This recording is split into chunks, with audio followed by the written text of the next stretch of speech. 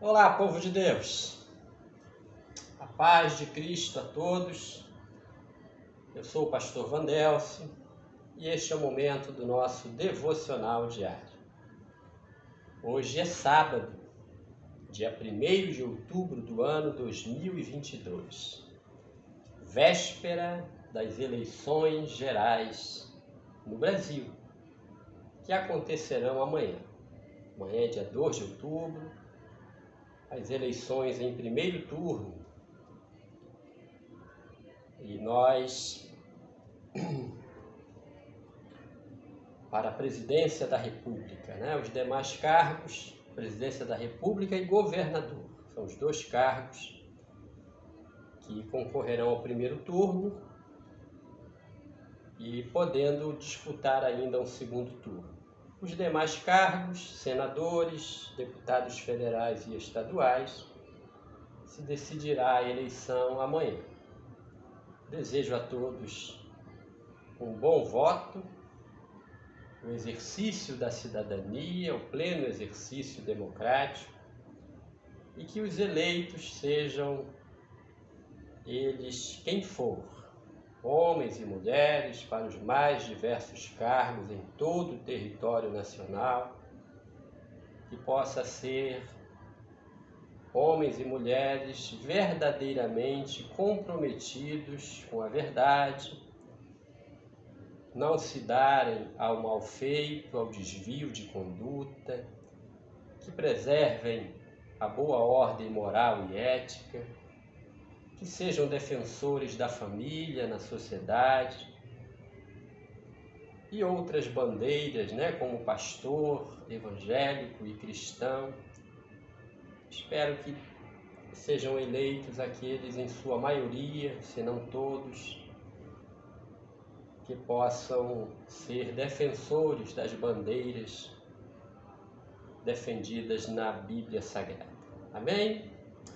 Que Deus abençoe. Vamos ao nosso devocional de hoje, capítulo 18 do Evangelho de Jesus Cristo, segundo escreveu Mateus. A leitura na versão bíblica da Bíblia de Estudo de Genebra. Vamos à leitura. O maior no reino dos céus.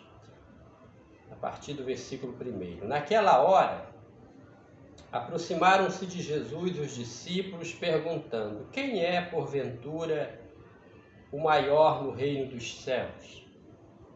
E Jesus, chamando uma criança, colocou-a no meio deles e disse: em verdade vos digo, que se não vos converterdes e não vos tornardes como crianças, de modo algum entrareis no reino dos céus. Portanto, aquele que se humilhar como esta criança, esse será o maior no reino dos céus. E quem receber uma criança tal como esta, em meu nome, a mim me recebe. A importância da figura da criança nos aspectos de não ter malícia, não ter maldade, no aspecto da inocência. Agora, a partir do versículo 6, os tropeços. Diz assim: qualquer, porém, que fizer tropeçar a um destes pequeninos que creia em mim, melhor lhe fora que se lhe pendurasse ao pescoço uma grande pedra de moinho e fosse afogado na profundeza do mar. Ai do mundo por causa dos escândalos, porque é inevitável que venham escândalos, mas ai do homem pelo qual vem o escândalo. Portanto, se a tua mão ou o teu pé te faz tropeçar, corta-o e lança-o fora de ti. Melhor é entrares na vida manco ou aleijado do que, tendo 2 mãos ou 2 pés, seres lançado no fogo eterno. Se um dos teus olhos te faz tropeçar, arranca-o, lança-o fora de ti. Melhor é entrares na vida com um só dos teus olhos, do que tendo 2, seres lançado no inferno de fogo. Os tropeços, vigiar para não tropeçar, não é? A partir do versículo 10, ainda no capítulo 18, a parábola da ovelha perdida. Vede, não desprezeis a qualquer destes pequeninos, porque eu vos afirmo que os seus anjos nos céus veem incessantemente a face de meu Pai Celeste. Porque o Filho do Homem veio salvar o que estava perdido. Que vos parece? Se um homem tiver 100 ovelhas e uma delas se extraviar, não deixará ele nos montes as 99, indo procurar a que se extraviou? E se porventura a encontra, em verdade vos digo que maior prazer sentirá por causa desta do que pelas 99 que não se extraviaram. Assim, pois, não é da vontade de vosso Pai Celeste que pereça um só desses pequeninos. Como se deve tratar a um irmão culpado? A partir do versículo 15. Se teu irmão pecar contra ti, vai arguí-lo entre ti e ele só. Se ele te ouvir, ganhaste a teu irmão. Se, porém, não te ouvir, toma ainda contigo uma ou duas pessoas, para que, pelo depoimento de 2 ou 3 testemunhas, toda palavra se estabeleça. E se ele não os atender, dize-o à igreja, e se recusar ouvir também a igreja, considera-o como gentio e publicano. Em verdade vos digo que tudo o que ligardes na terra terá sido ligado nos céus, e tudo o que desligardes na terra terá sido desligado nos céus. Em verdade também vos digo que se 2 dentre vós sobre a terra concordarem a respeito de qualquer coisa que porventura pedirem, ser-lhes-á concedida por meu Pai que está nos céus. Porque onde estiverem 2 ou 3 reunidos em meu nome, ali estou no meio deles. Quantas vezes se deve perdoar a um irmão? Está aqui no Evangelho de Mateus, capítulo 18, a partir do versículo 21, 2 versículos, 21 e 22. Então Pedro, aproximando-se, lhe perguntou: Senhor, até quantas vezes meu irmão pecará contra mim, que eu lhe perdoe?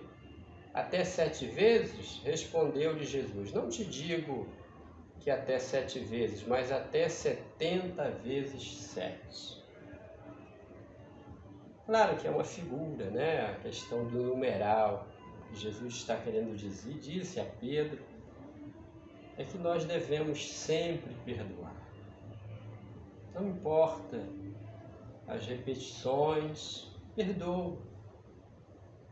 Seja duro se necessário for, seja firme na correção, diga qual é o correto a ser feito, mas não deixe de perdoar. É o que Jesus nos ensina. Glória a Deus. Agora a porção que vai do versículo 23 até o final do capítulo 18, até o 35, a parábola do credor incompassível. Diz assim: Por isso o reino dos céus é semelhante a um rei que resolveu ajustar contas com os seus servos. E passando a fazê-lo, trouxeram-lhe um que lhe devia 10.000 talentos.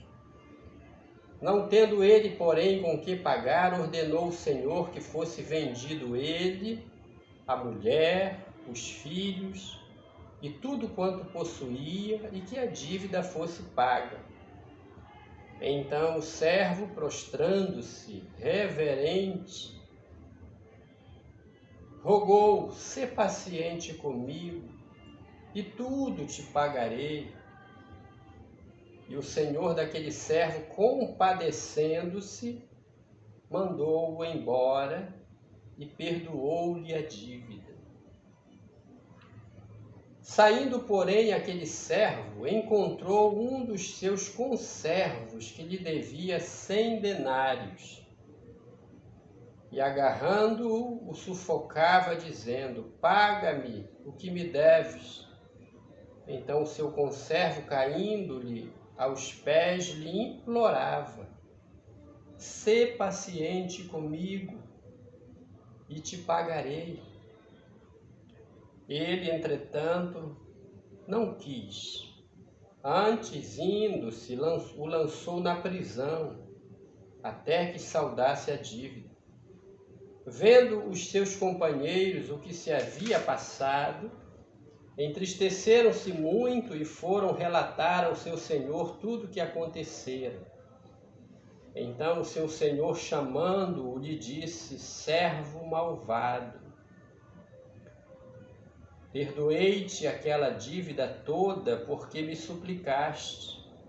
Não devias tu igualmente compadecer-te do teu servo, como também eu me compadeci de ti? E indignando-se, o seu senhor o entregou aos verdugos, até que lhe pagasse toda a dívida.